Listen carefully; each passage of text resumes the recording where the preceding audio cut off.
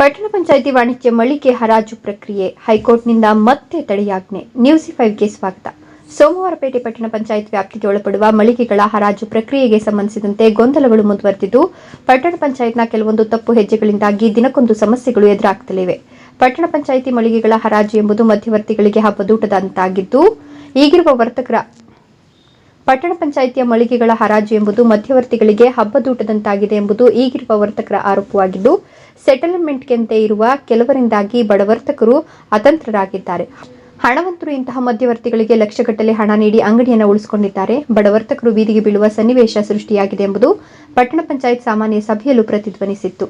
ಇದೆಲ್ಲದರ ನಡುವೆ ಟೆಂಡರ್ ಪ್ರಕ್ರಿಯೆ ಅನುಷ್ಠಾನಕ್ಕೆ ಹೈಕೋರ್ಟ್ ಮತ್ತೆ ತಡೆ ನೀಡಿದೆ.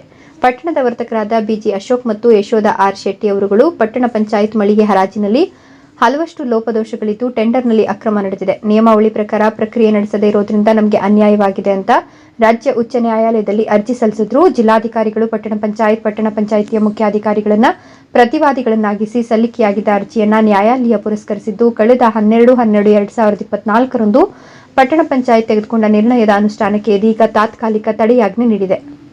ಇನ್ನು ಸಭೆಯಲ್ಲಿ ಇಷ್ಟೆಲ್ಲ ಚರ್ಚೆಗಳಾದರೂ ಅಂತಿಮವಾಗಿ ನಿರ್ಣಯ ದಾಖಲಿಸುವ ಸಂದರ್ಭ ಈಗಾಗಲೇ ನಡೆದಿರುವ ಟೆಂಡರ್ ಅನ್ನು ಅನುಷ್ಠಾನಗೊಳಿಸಲು ತೀರ್ಮಾನಿಸಿ ಅನುಮೋದನೆಗಾಗಿ ಜಿಲ್ಲಾಧಿಕಾರಿಗಳಿಗೆ ಸಲ್ಲಿಸಲಾಗಿತ್ತು. ಇದೀಗ ಮತ್ತೆ ಹೈಕೋರ್ಟ್ ತಡೆ ನೀಡಿದ್ದು, ಇಡೀ ಟೆಂಡರ್ ಪ್ರಕ್ರಿಯೆ ಗೊಂದಲಮಯವಾಗಿದೆ.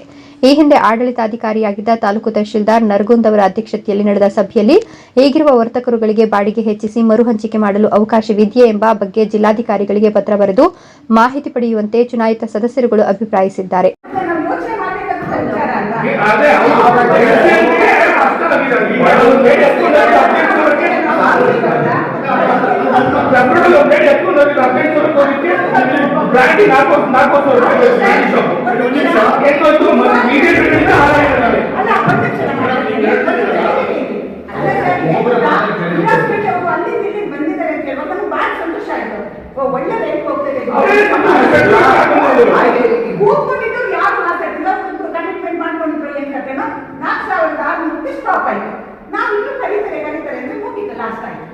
ಈಗ ಆಯ್ತು, ಅದೇ ಪ್ರಕ್ರಿಯೆಯನ್ನು ಹೇಳ್ತೀವಿ ಬಿಡಿ. ಆಯ್ತು, ಬಿಡ್ಡಿಂಗ್ ವಿಚಾರ ಒಂದು.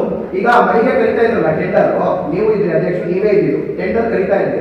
ಏಕಾಏಕಿ ಯಾರೋ ಹೊರಗಡೆಯವರು ಅಂತ ಹೇಳ್ಬಿಟ್ಟು ಈ 10 ಅಂಗಡಿ ಆದ 11 ಅಂಗಡಿ ಆದಂಗೆ ಟಕ್ಕಂತ ಈಗ ನಾನ್ ಕೇಳ್ತಾ ಇರೋದು ಬಡವರಿಗೆ ಮತ್ತೆ ನಿಮ್ಗೆ ದುಡ್ಡಿರೋರು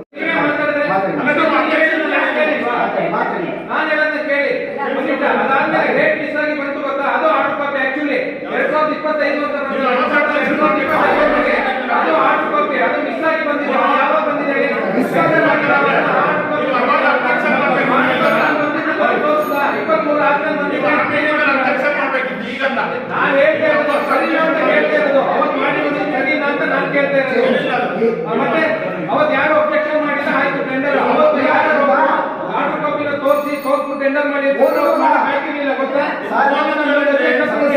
ಸದಸ್ಯ ಒಂದೇ ಒಂದು ಹೇಳ್ತೀರಾ ಕೇಳಿಗೆ ನಾನಿಲ್ಲ ಕಿರಣ್ ಅವರೇ, ನಾನು ಹೇಳ್ತೀನಿ ಕೇಳಿ, ಮಾತಾಡೋದೆಲ್ಲ ನಾನು ಒಪ್ಕೋತೀನಿ.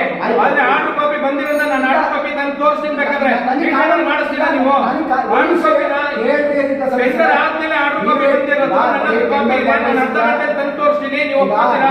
ಟೆಂಡರ್ ಭಾಗವಹಿಸಿರ್ಬೋದು, ಮತ್ತೊಂದು ಪ್ರಶ್ನೆ ಅದಲ್ಲ.